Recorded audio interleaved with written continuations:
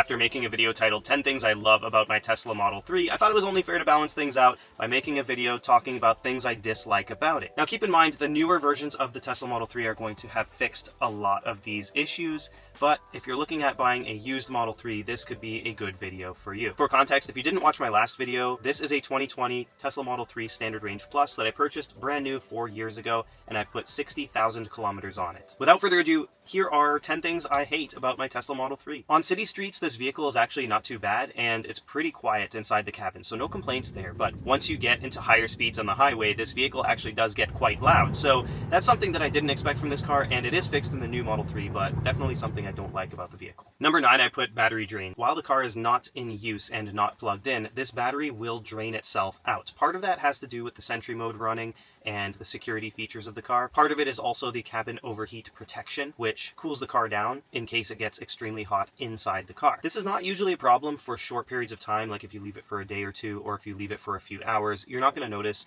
basically any battery drain. But one time I went on a trip where I parked my car at the airport for 10 days. By the time I came back, the battery had drained from 55% down to 9%. Once I got in the car, I needed to then heat the car up because it's the middle of winter. It's freezing cold. I needed to get to a supercharger, and by the time I did, my car was at 2% battery. This is usually not a problem for me because I drive the car daily, so it's always charged up really high, but for that time that I had to go travel, huge problem. When I first picked up my vehicle from Tesla, I noticed that there was a paint issue with the car. So it looked blotchy, it looked like it was just unfinished, and I don't have any good pictures to show it because it was so subtle, but it was so obvious once you noticed it. Over the years, it has gotten quite a few chips, quite a few scratches, even light scratches that might be able to be buffed out. This is the 5th car that I've owned in my life, and it's the only one that has all of these paint chips and scratches all over it.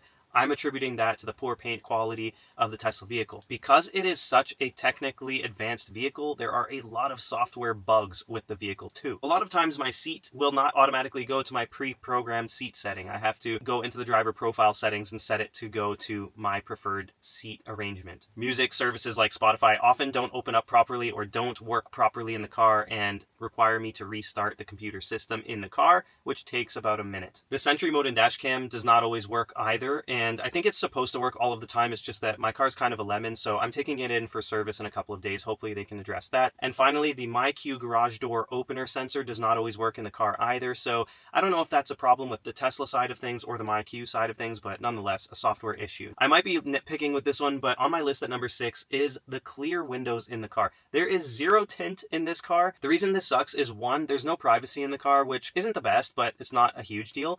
But the bigger deal is that it just heats the car up so much with all this glass in the ceiling, on those sides, and there's no tint to block any of the sunlight coming in. So the sun just shines right in, and it's so powerful, and so I might add tint later on in the future in this car because it is kind of unbearable. Congratulations, you made it to the top 5. At number 5, we're starting it off with service wait times and lack of service locations.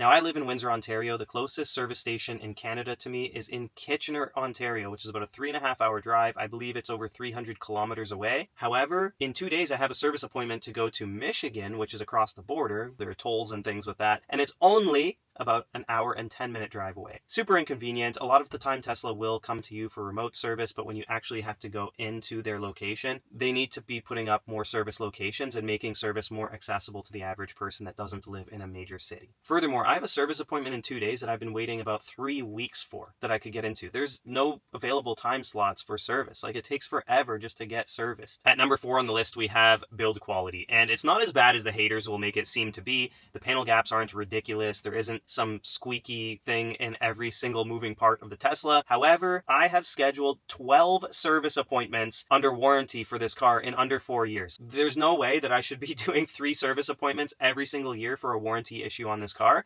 It was not built well. So I don't know if I just got a lemon, but from what I've heard, the new Model 3s that are coming out are much better built. Also on this topic, recently I had the privilege of riding around in a Rivian truck, and it just opened my eyes to how high of a level of quality Rivian has in their electric vehicles compared to Tesla. Now the price point is almost double of my car, so I get it. I get there's going to be a higher quality build, but the Tesla is just not as high of quality as I maybe thought it was when I first picked it up. The technology is the main selling feature in the Tesla, not necessarily the quality of the materials used or the quality of the build of the car. Now, I don't think it's horrible, but I also don't think it's great. Before we get into the top 3, here are some honorable mentions. The first honorable mention is the trunk issue when it comes to raining and water. So if water is coming down the top of the trunk, it will just pour right into the trunk, which is not a great design. The next honorable mention is the auto wipers. So it's no secret that Tesla owners have been complaining about the auto wipers for quite some time. I don't know what it is about this, but Tesla does not seem to figure out how to properly operate the auto wipers. Sometimes it will be pouring rain and they're not wiping fast enough. Sometimes it will be a clear sunny day and they're going full speed. It doesn't bother me as much as other people, but not great. At number 3, we have depreciation. This one hurts my soul because this wasn't exactly a cheap vehicle. It's probably a little more than an average vehicle costs. But my car is now depreciated about 50% in 4 years. I don't know if this is normal. I don't think so. I think that it's probably a little more than normal. But where I will say I noticed the most depreciation is with the full self-driving, which surprises me because full self-driving is just a software and my car has become better over time. You'd think that my car would depreciate less than a normal ICE vehicle that gets worse over time. But nonetheless, 50% depreciation in 4 years. In the meantime, if you want to subscribe to me to help me with the depreciation of my car, I would really appreciate that. Number 2 on the list, we have the steering wheel nag. Now, this is going to be fixed in the newer update of my full self-driving software, but essentially, if I have autopilot or full self-driving running and I take my eyes off of the road for like 2 seconds, I'm not even kidding, less than 2 seconds sometimes, the car will beep at me, the screen flashes at me, pay attention to the road. This is super annoying. I hate this feature and I cannot wait for that update in a couple of weeks or months. Other vehicles are allowed to get away with so much more with such